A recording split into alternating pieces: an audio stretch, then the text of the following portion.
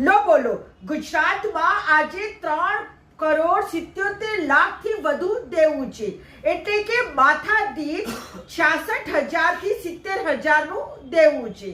અને બીજી બાજુ આપણી આ ગુજરાત સરકાર વિભિન્ન ઉત્સવો પાછળ, સરકારી કાર્યક્રમો પાછળ કરોડો રૂપિયા ખર્ચી કાઢે છે. પછી તે અમૃત મહોત્સવ હોય, ગૌરવ યાત્રા હોય, યુનિટી યાત્રા હોય કે ગમે તેવા સરકારી મહોત્સવો પાછળ ચા પાણી નાસ્તો, લોકોને લાવવા લઈ જવા, મહેમાનોને હોટલોમાં ઠહેરાવવાના, પંડાળો બનાવવાના, ખુરશીઓની પાછળ, આ તમામ પાછળ કરોડો રૂપિયાનો ખર્ચો ગુજરાત સરકાર કરી દે છે. હમણાં જ એક આરટીઆઈના જવાબમાં આવ્યું છે કે 5, 7, 10 કરોડ રૂપિયા આવા ખર્ચા થઈ ગયા છે ફક્ત ચા પાણી અને નાસ્તા માટે.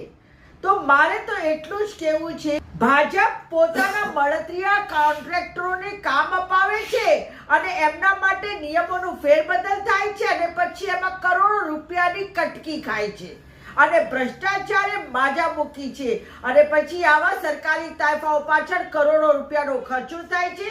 કોના બાપની દિવાળી છે આ? કોઈ રાજકારણીઓ કે અધિકારીઓના ખિસ્સામાંથી તો પૈસા જતા નથી. તમે અને હું બહુ મહેનત કરીને કમાઈએ છીએ, એમાંથી 30% ટેક્સ તો આ સરકાર લઈ જાય છે અને આ ટેક્સના પૈસામાંથી જ આવા બેફામ ખર્ચાઓ, તાઇફાઓ અને નાટકો થાય છે. આ તો એવું જ કહેવાય કે દેવું કરીને ઘી પીવું. કડવું છે પણ સાચું છે.